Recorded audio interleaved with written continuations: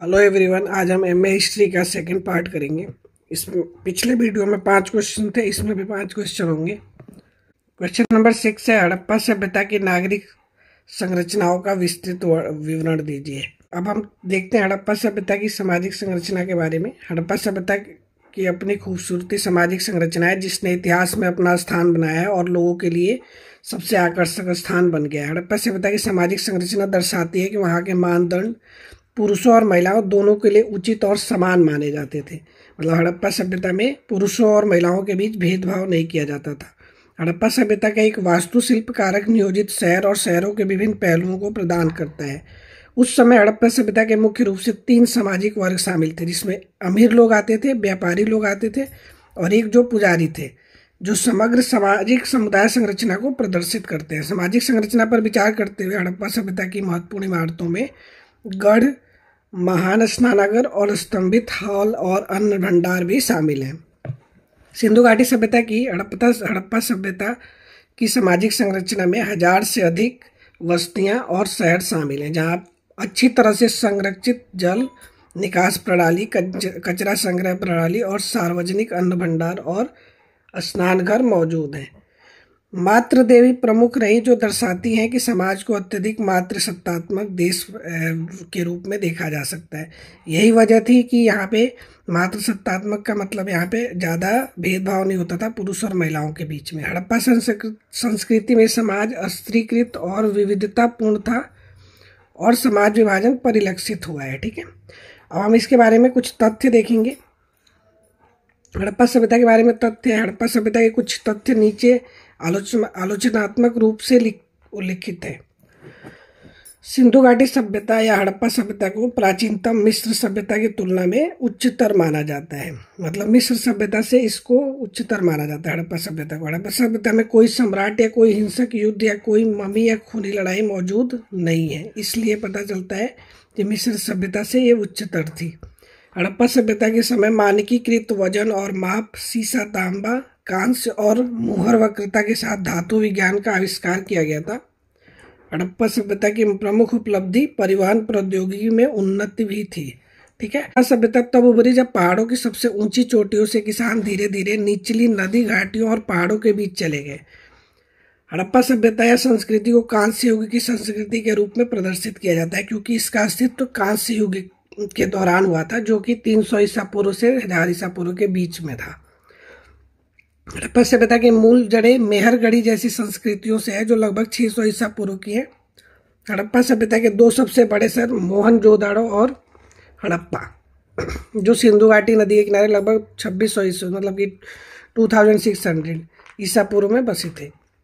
अब हड़प्पा सभ्यता की विशेषताएं क्या थी? नगर नियोजन हड़प्पा सभ्यता की मुख्य विशेषता थी, जो 2 प्रमुख भागों में विभाजित किया गया, जिन्हें निचला शहर और गढ़ कहा जाता था। हड़प्पा संस्कृति को नगर नियोजन प्रणाली द्वारा अलग किया गया था, जिसे शासक वर्ग का कब्जा था जिस पर। मानकीकृत माप और वजन की पहली सटीक प्रणाली का विकास हड़प्पा सभ्यता की मुख्य विशेषताओं में से एक है, जहां हड़प्पा वासियों ने सामग्री, मुहरों, मिट्टी के बर्तनों और मूर्तिकला से आभूषणों का निर्माण किया था। हड़प्पा सभ्यता की खासियत यह भी थी कि उस समय की इमारतें ईंटों से बनी हुई थी। मोहनजोदड़ो के बड़े स्नानागार सबसे महत्वपूर्ण है। मतलब कि मोहनजोदड़ो में खुदाई के दौरान एक स्नानागार पाया गया था, जिससे पता चलता है कि वो उनका जो साइज था वो बहुत ज़्यादा बड़ा था और वो ईंटों से बना हुआ था, जहाँ लोग धार्मिक अवसरों पर आकर के स्नान करते थे। ठीक है, तो ये था कुछ हड़प्पा सभ्यता के बारे में। अब हड़प्पा सभ्यता के विशेषताएं वगैरह। अब हम इसके निष्कर्ष पे चलते हैं कि हड़प्पा सभ्यता सबसे अधिक प्रशंसनीय संस्कृति है, जहां हड़प्पा के लोग मुख्य रूप से धर्म पर ध्यान केंद्रित करते हैं। हड़प्पा के लोग एक धर्मतंत्री सरकार द्वारा शासित थे, जहां पुजारियों का एक समूह लोगों पर शासन करता था। सामाजिक रूप से हड़प्पा के पुरुषों और महिलाओं के साथ समान व्यवहार देखा गया है और दोनों लिंगों का समान रूप से सम्मान भी किया जाता था। मूर्तियां, मुहरें और सार्वजनिक स्नानघर हड़प्पा सभ्यता और संस्कृति की सबसे आकर्षक विशेषताओं में से एक है।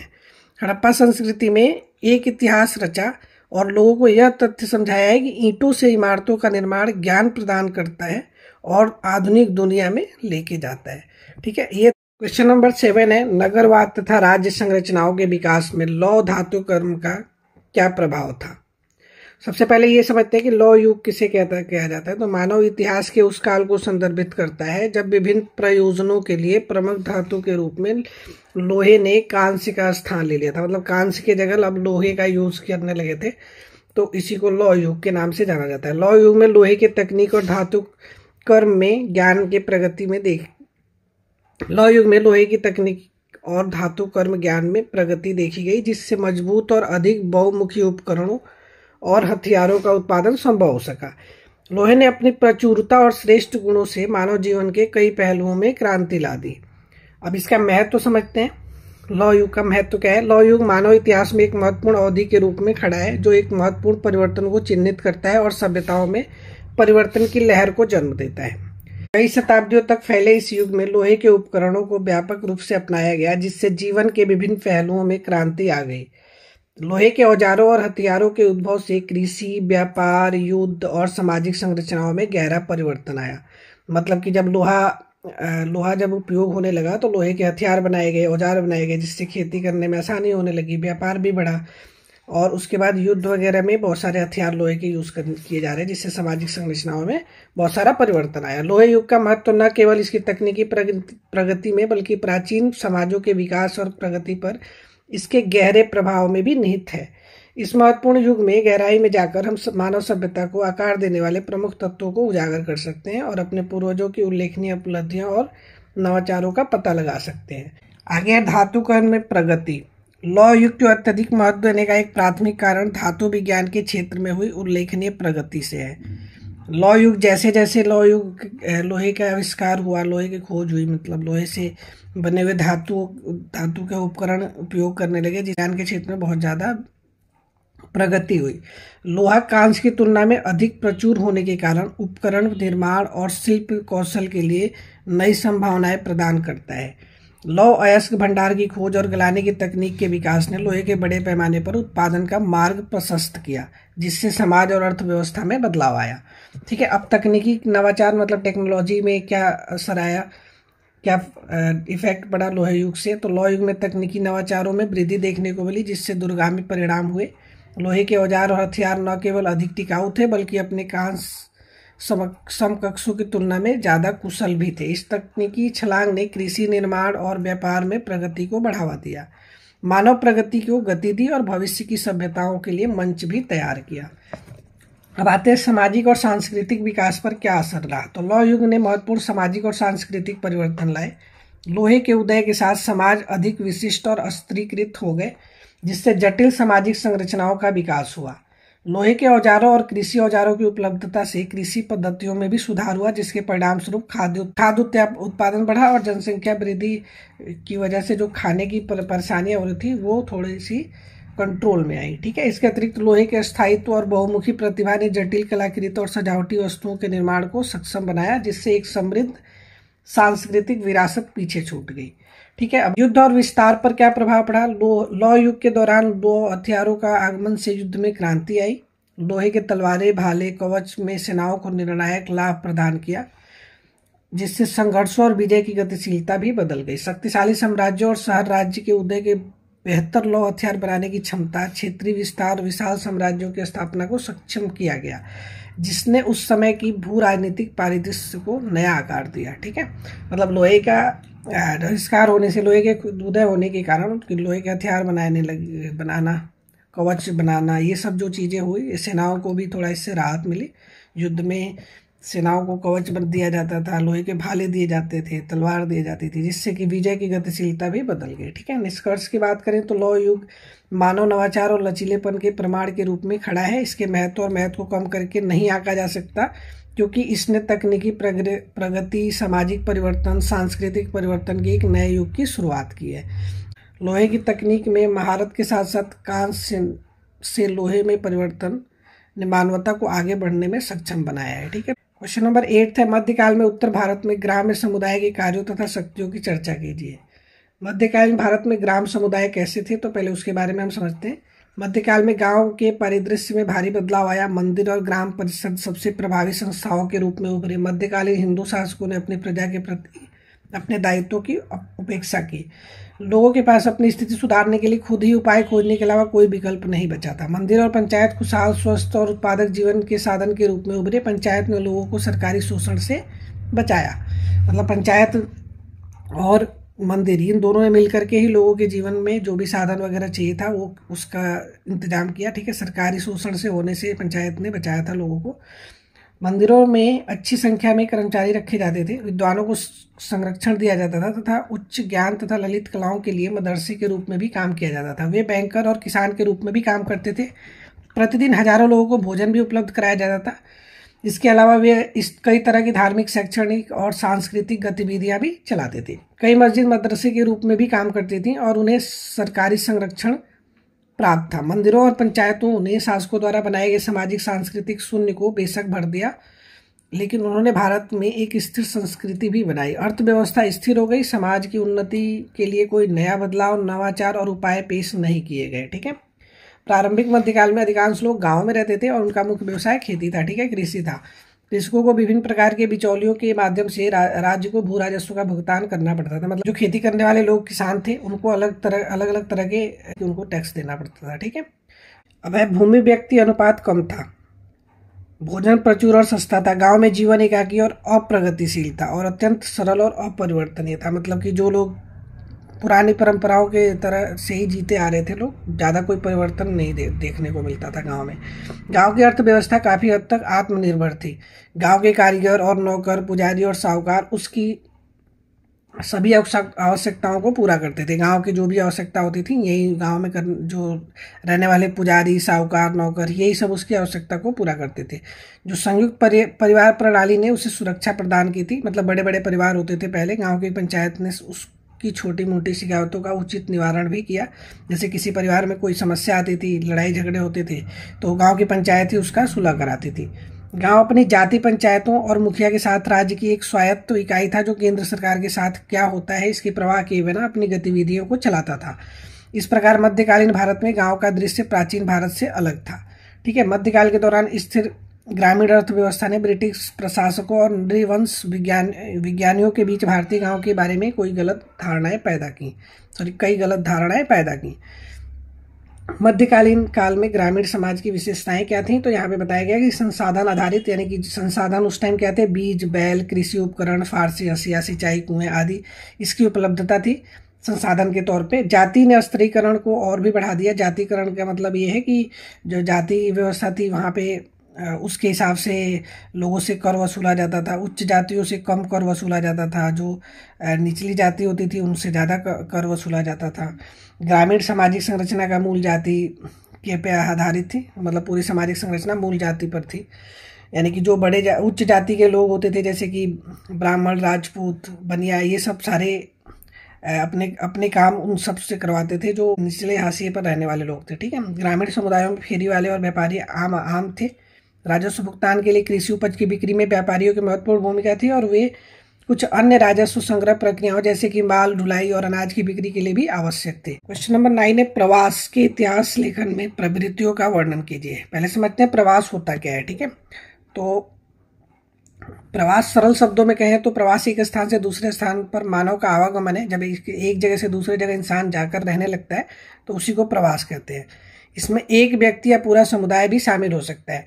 किसी देश के भीतर आंतरिक पुनर्वास या कई महाद्वीपों की यात्रा, हिंसा के खतरे से मजबूर होकर भागना या कहीं और अवसरों की स्वैच्छिक खोज भी शामिल है। इन सब वजहों से जब इंसान एक जगह से दूसरे जगह जाता है, जैसे वो कोई महाद्वीप की यात्रा करता है या फिर किसी हिंसा की खतरे की वजह से वो अपना जगह छोड़ के दूसरी जगह जाकर के बस जाता है, तो या फिर किसी अवसरों की खोज, मतलब नौकरियां वगैरह की खोज के लिए जब इंसान एक जगह से दूसरे जगह जाकर रहने लगता है तो इसी को हम प्रवास कहते हैं।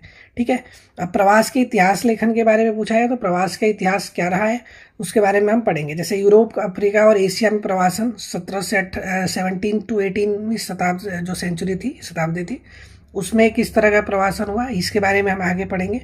तो इसमें ये ज़्यादा कुछ है नहीं, इसमें आपको अपने आप से लिखना है। 17वीं शताब्दी के बाद में यूरोप, अफ्रीका और एशिया के भीतर उनके प्रवासन में योगदान देने वाले मेन कारक क्या थे? उत्पीड़न, परिपत्र, तीर्थयात्रा और व्यापार। इन 4 चीज़ों के बारे में आपको बना के लिखना है।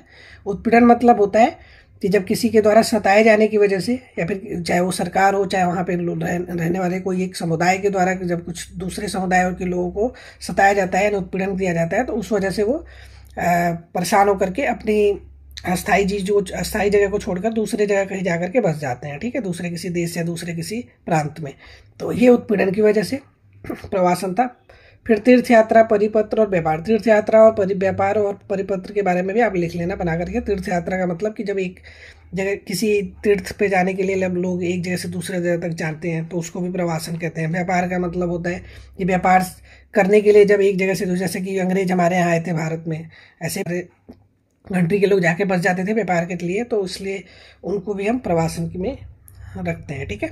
उपनिवेशी में अस्थायी बसावट, इसका मतलब कि 1500 दशक से 19वीं सदी के बीच तक उत्तरी और दक्षिणी अमेरिका के यूरोपीय उपनिवेशीकरण के बाद यूरोप से लोगों बड़े पैमाने पर प्रवास हुआ। जैसे यहाँ पे एक एग्जाम्पल भी दिया हुआ है कि पिलग्रिम फादर, जिन्होंने 1620 में प्लायमाउथ को छोड़ दिया था, जो इन क्षेत्रों में अस्थायी रूप में आकर के बस गए थे। किस क्षेत्रों की बात हो रही है? उत्तरी और दक्षिणी अमेरिका के यूरोपीय उपनिवेशीकरण के बाद वहाँ पे लोग आकर के बसने लगे, ठीक है। अमेरिका का यूरोपीय उपनिवेशीकरण 1500 के दशक में शुरू हुआ था और 18वीं 19वीं सदी की शुरुआत में बहुत तेज हो गया था, ठीक है। ब्रिटेन, स्पेन, पुर्तगाल, जर्मनी, नीदरलैंड, फ्रांस, इस तरह के कुछ देश थे, यूरोप के कुछ अलग अलग देश, जो अपने नागरिकों को विदेशों में बसाने का बढ़ावा दिया, ठीक है। अब हम आगे चलते हैं। इस प्रवास में दुनिया के बड़े हिस्से पर यूरोप के प्रभुत्व को स्थापित करने में मदद की। यूरोपीय बसने वाले अक्सर उपनिवेशी क्षेत्रों में स्वदेशी समुदायों के लिए कई नई बीमारियां भी लेकर आते थे। मतलब एक यूरोपीय कंट्रियों का एक रणनीति थी कि अपने साथ लोगों के, जैसे कोई लोगों के पास बीमारियां फैल जाती थी तो उन लोगों को वो दूसरी जगह भेजते थे, दूसरे किसी देशों में, और वहाँ वो जाकर के उसी बीमारी को फैला देते थे, जिससे स्वदेशी समुदाय, मतलब उस देश में रहने वाले लोगों की बहुत सारी आबादी भी खत्म हो जाती थी उस बीमारी के कारण। सैन्य अभियानों और बसने वाले समुदायों में वृद्धि के परिणाम स्वरूप स्थानीय समुदायों ने अपनी जमीनों पर स्वामित्व और पहुंच भी खो दी। यानी कि जो सैन्य अभियान और बसने वाले समुदाय थे वो बढ़ते गए, जिससे स्थानीय लोग, यानी जो वहाँ के समुदाय थे, उनकी जमीनों पे वो कब्जा करते गए की बात है। गुलामी 1550 से 18वीं सदी के अंत तक। दास व्यापार मानव इतिहास में श्रमिकों के सबसे बड़े सामूहिक प्रवासों में से एक था। दास व्यापार का मतलब होता है कि जब किसी देश के कुछ लोगों को दूसरे देश वाले खरीद लेते थे अपने काम करवाने के लिए, तो उसी को दास व्यापार कहा जाता था, ठीक है। श्वेतवासियों के स्वामित्व वाले चीनी और तंबाकू बागानों में गहन खेत श्रम की आवश्यकता को पूरा करने के लिए 1550 में सबसे पहले दास व्यापार शुरू किया गया था, जो कि अफ्रीका से वेस्ट इंडीज के लिए रवाना हुआ था, ठीक है। 18वीं सदी की शुरुआत में ब्रिटेन दुनिया की अग्रणी दास व्यापार का शक्ति बन गया, ठीक है। ब्रिटेन में दास स्वामित्व पर हाल ही में किए गए एक अध्ययन में अनुमान लगाया गया है कि विक्टोरिया काल के धनी ब्रिटेन वासियों में से लगभग 1/5वें हिस्से में अपनी संपूर्ण या आंशिक संपत्ति दास अर्थव्यवस्था से अर्जित की है। मतलब ब्रिटेन वासियों में जो सबसे ज़्यादा अमीर लोग हैं, ये अनुमान लगाया गया, अध्ययन में पता चला है कि उनमें से 1/5 पार्ट, जो जितने भी अमीर हैं उनके 1/5 पार्ट जो लोग हैं, उन्होंने अपनी सारी संपत्ति लगभग दास अर्थव्यवस्था से ही कमाई है, ठीक है। 19वीं सदी के अंत में अफ्रीका में बड़े पैमाने पर दास व्यापार का बंद हो गया। 19वीं सदी के दौरान यूरोप, अमेरिका और उपनिवेशित के देशों में कानून के माध्यम से सभी प्रकार की दासता को समाप्त कर दिया गया, ठीक है। 1834 में जब ब्रिटिश दासता उन्मूलन का अधिनियम लागू हुआ, कि मतलब ब्रिटिश दासता उन्मूलन का मतलब यहाँ पे ये है कि 1834 में ब्रिटिश के अंदर भी जो दासता थी उसको खत्म करने के लिए एक नियम लगाया गया, जिससे ब्रिटिश साम्राज्य के अधिकांश हिस्सों में दासता को तो समाप्त कर दिया गया है। ब्रिटिश दास मालिकों को सरकार से अरबों पाउंड का मुआवजा भी मिला इसके लिए, ठीक। उसमें ब्रिटिश सरकार को उन ब्रिटिश दास मालिक जो थे उनको पैसे भी देने पड़े, तभी उन्होंने जो दास थे उनको छोड़ दिया, ठीक है, यानी कि आज़ाद कर दिया। गिरमिटिया मजदूर, ये गिरमिटिया मजदूर क्या होते हैं? तो जब गुलामी समाप्त हुई तो ब्रिटिश उपनिवेशों में बगानों में काम करने वाले दासों की जगह बंधुआ मजदूरी का दूसरा रूप था गिरमिटिया मजदूर। यानी बंधुआ मजदूरी एक तो था, और उसके अलावा दूसरा एक और था गिरमिटिया मजदूरी। ये होते क्या थे? ये ज़्यादातर कहाँ पे, किन हिस्सों से लाए जाते थे या पाए जाते थे? तो ये भारत और चीन में आते थे, ठीक है। गिरमिटिया मजदूरों की भर्ती एजेंटों द्वारा की जाती थी, जिनमें प्रत्येक व्यक्ति की भर्ती के लिए वित्तीय प्रोत्साहन मिलता था। मतलब उनको ये बोला जाता था कि तुम्हें इतनी मजदूरी दी जाएगी, पहले से तय किया जाता था। हालांकि गिरमिटिया मजदूर एक श्रम अनुबंध से बंधे हुए स्वतंत्र और पुरुष महिलाएं थे। कहने को तो ये स्वतंत्र थे, लेकिन वास्तव में उनकी स्थिति उनके पहले दासों से कोई अलग नहीं थी, ठीक है। उन्हीं की तरह था इनका भी। इनको मतलब झूठे वादे किए जाते थे कि तुम्हें इतनी मजदूरी दी जाएगी, इतने घंटे काम करने होंगे, लेकिन बाद में पता चलता था वहाँ जाने पे उनके उनको मजदूरी भी कम मिलती थी और काम का समय भी बढ़ा दिया जाता था। ठीक है, इसके अलावा और भी बहुत सारी बातें थी कि जैसे उनको स्थान का भी नाम गलत बताया जाता था कि तुम्हें यहाँ ले जाया जा रहा है, बाद में पता चलता था उनको कहीं और लेके चले जाते थे। ठीक है, तो ये थे गिरमिटिया मजदूरों की स्थिति। फिर 18वीं सदी के अंत में भारतीय राष्ट्रीय आंदोलन द्वारा गिरमिटिया मजदूर प्रणाली के प्रति राजनीतिक विरोध बढ़ता गया। भारतीय स्वतंत्रता आंदोलन ने नेता महात्मा गांधी ने दक्षिण अफ्रीका में भारतीय गिरमिटिया मजदूरों के उत्पीड़न और शोषण की ओर से सफलतापूर्वक ध्यान आकर्षित किया। ब्रिटिश सरकार को 1970 में अपने उपनिवेशों में आधिकारिक तौर पर गिरमिटिया प्रणाली को समाप्त करना पड़ा, है ना। तो ये महात्मा गांधी के स्वतंत्रता आंदोलन के थ्रू इन्होंने इन पे गिरमिटिया मजदूरों पे ध्यान दिया और फिर उसके बाद उन्होंने इसके लिए आंदोलन किए और 1917 में जो ब्रिटिश सरकार थी उसने गिरमिटिया प्रणाली को समाप्त कर दिया। नई दुनिया की ओर प्रवास अगला टॉपिक है। तो नई दुनिया की ओर प्रवास का मतलब अंतर्राष्ट्रीय प्रवास का आचरण औद्योगिक शक्ति के रूप में संयुक्त राज्य अमेरिका के उदय और ऑस्ट्रेलिया और न्यूजीलैंड के औद्योगिकरण से जुड़ा हुआ है। मतलब जैसे जैसे ऑस्ट्रेलिया और न्यूजीलैंड में औद्योगिकरण बढ़ा और संयुक्त राज्य अमेरिका का उदय हुआ, तो इस तरह से लोगों का मतलब एक तरह से नई दुनिया की ओर प्रवास होने लगा, है ना। लोग अपने व्यापार को बढ़ाने के लिए या फिर अपने आप की नौकरी वगैरह की खोज के लिए एक जगह से दूसरे जगह जाने लगे, एक देश से दूसरे देश में। ठीक है, यानी कि विकसित देशों में ज़्यादातर लोगों का प्रवास बढ़ने लगा। ठीक है, द्वितीय विश्व युद्ध के बाद प्रवास 1940 के दशक के अंत में 1960 के दशक तक का ये बता रखा है। प्रवास का यह दौर तब आया जब यूरोप में युद्ध के बाद पुनर्निर्माण प्रयासों और यूरोप, उत्तरी अमेरिका और ऑस्ट्रेलिया में आर्थिक उछाल को बढ़ावा देने के लिए श्रमिकों की आवश्यकता थी। तुर्की से जर्मनी जाने वाले प्रवासियों जैसे प्रवासियों के कई अन्य समूहों को अतिथि श्रमिकों के रूप में अस्थायी वीजा दिया गया था। इसमें कई श्रमिक प्रवासी, जिनमें यूके में दक्षिण एशियाई प्रवासी भी शामिल थे, प्राप्त करने वाले बहुत सारे देश बन गए। जैसे मतलब तुर्की और जर्मनी में भी बहुत सारे श्रमिक जाकर के बस गए, तो इनको ये एक अस्थायी वीजा भी दिया गया था इसलिए बसने के लिए। ठीक है ना, क्योंकि वहाँ पे श्रमिकों की ज़रूरत थी। 1970 के बाद का प्रवास अमेरिका, पश्चिमी यूरोप और ऑस्ट्रेलिया और न्यूजीलैंड में पारंपरिक आव्रजन प्राप्त करने वाले देशों के अलावा कई अन्य देश प्रवासियों की बढ़ती आबादी को आकर्षित करते हैं। इसके अतिरिक्त खेल की कीमतों में वृद्धि और खाड़ी क्षेत्र में इसके परिणाम स्वरूप आर्थिक उछाल ने श्रम की मांग को पूरा करने के लिए इन देशों के बड़े पैमानों पर आप्रवासन को जन्म दिया। हालांकि इनमें से अधिकांश अस्थायी प्रवास नहीं है। मतलब कहने का मतलब कि इसमें से जो लोग जाकर के बसे हुए हैं पर उसमें से अस्थायी बहुत सारे नहीं हैं। एशिया के नए औद्योगिक देशों जैसे कि Thailand, Malaysia, Hong Kong, Singapore, Burma और बांग्लादेश जैसे एशिया के गरीब देशों से भी श्रमिकों के प्रवास में वृद्धि देखने को मिली। मतलब वहाँ के श्रमिक जाकर के दूसरे देशों में काम की तलाश में बसने लगे। ठीक, क्वेश्चन है मध्य भारत और प्रायद्वीपीय भारत के बौद्ध विभिन्न पहलुओं की जांच कीजिए। तो सबसे पहले यहाँ पे हम देखते हैं कि बौद्ध धर्म मध्य और प्रायद्वीपीय भारत में, इसकी तुलना हम करेंगे।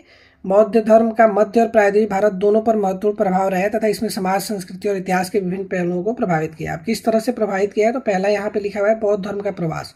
तो मध्य भारत में बौद्ध धर्म तेजी से फैला, विशेषकर सम्राट अशोक के शासनकाल के दौरान ये बहुत तेजी से फैला था, जिन्होंने इस धर्म को अपनाया और इसकी शिक्षाओं को भी बढ़ावा दिया। ठीक है, यानी जब सम्राट अशोक थे उस शासन के दौरान इस धर्म को बहुत लोगों ने अपनाया था। ठीक है, अब दूसरा प्रायद्वीपीय भारत की बात करें तो प्रायद्वीपीय भारत में भी अनेक मठों और स्तूपों की स्थापना के साथ बौद्ध धर्म की प्रमुखता को देखा गया। ठीक है, अब हम बात करते हैं कला और वास्तुकला में इसका क्या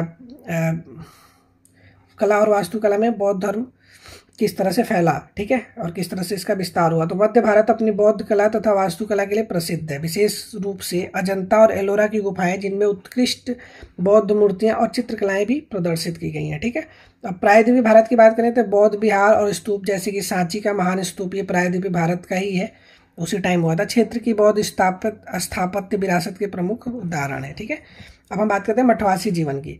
तो मध्य और प्रायद्वीपीय भारत दोनों ही अनेक बौद्ध मठवासी समुदायों के घर थे, जहां मठ शिक्षा, ध्यान और धार्मिक अभ्यास के केंद्र के रूप में कार्य करते थे। ठीक है, मतलब मध्य और प्रायद्वीपीय भारत दोनों के टाइम में बौद्ध मठवासी समुदायों का घर था, जहां पे मठ का काम क्या था, शिक्षा देना, धार्मिक अभ्यास जो भी होते थे कराना। ठीक है, तो ये था मठवासी जीवन। समाज पर क्या प्रभाव पड़ा, बौद्ध धर्म ने दोनों क्षेत्रों में सामाजिक और नैतिक मूल्यों को आकार देने में महत्वपूर्ण भूमिका निभाई तथा अहिंसा, करुणा और समानता की वकालत की। मतलब कि बौद्ध धर्म के जो अनुयायी थे वो अहिंसा, करुणा और समानता की बातों को मानते थे। ठीक है, तो इसको जो भी बौद्ध धर्म के लोग थे उनको ये सब चीज़ें बताई जाती थी कि अहिंसा, करुणा और समानता ही इंसान का मेन मकसद होना चाहिए। बौद्ध संघ भिक्षुओं का समुदाय, ये जो बौद्ध धर्म के बौद्ध संघ थे ये भिक्षुओं का समुदाय कहा जाता था, यानी उनकी शिक्षाओं का मध्य और प्रायद्वीपीय भारत के सामाजिक ताने बाने पर गहरा प्रभाव पड़ा। गिरावट और पुनरुद्धार, अब गिरावट और पुनरुद्धार के समय के साथ दोनों क्षेत्रों में बौद्ध धर्म में गिरावट आई तथा हिंदू धर्म का उदय हुआ और अन्य कारकों ने इसके प्रभाव को कम करने का योगदान भी दिया। जैसे जैसे टाइम बीतता गया बौद्ध धर्म जो था उसके प्रचार प्रसार में भी गिरावट आने लगी और हिंदू धर्म का उदय हुआ और फिर बहुत सारे हिंदू धर्म के अनुयायी अपने अपने धर्म का प्रचार और प्रसार करने लगे।